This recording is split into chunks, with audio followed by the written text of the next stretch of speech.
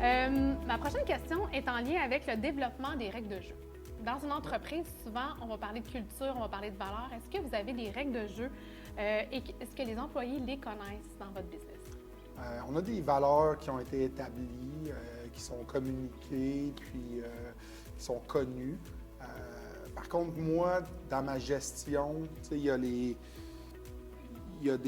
règles qui vont être écrites, établies, mais je pense que ce qui est vraiment important, c'est comment est-ce que ça se transpose dans l'exécution, puis comment est-ce que tu vas respecter tes valeurs dans l'exécution. Puis je pense que c'est là vraiment qu'on excelle dans une certaine façon, en étant très humble là, dans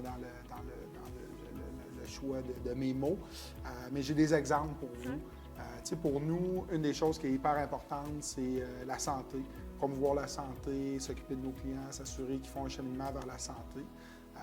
Je vous dirais, plusieurs fois par année, régulièrement, on a des produits qui nous sont présentés, qui sont des produits qui ne sont pas légaux au Canada.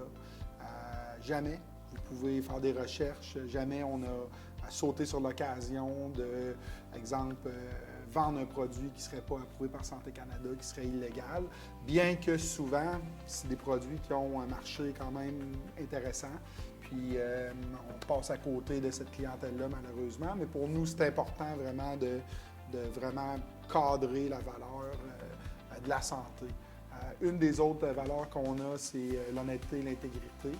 Puis c'est des choses qui arrivent où on est challengé. Exemple, ça peut arriver qu'un fournisseur nous envoie une commande complète, pas d'invoice, pas de facture, une erreur de l'entrepôt. Des fois, ça peut être des milliers de dollars au cost. On pourrait revendre ça à 100 de profit. Mais à toutes les occasions, on prend le temps de communiquer avec nos fournisseurs, notifier l'erreur, demander qu'ils nous facturent pour les produits, parce que pour nous, c'est des bonnes relations d'affaires. Puis l'honnêteté, c'est quelque chose qui est hyper important. Fait que si l'organisation envoyait un message à l'équipe de non, cachez ça, prenez les produits, on va les revendre, bien, le moment que l'employé arriverait dans un cadre où il pourrait, à son tour, peut-être prendre avantage d'une situation, bien, il pourrait justifier, bien, écoute, on l'a fait avec tel fournisseur, pourquoi je ne le ferais pas à cet autre moment-là?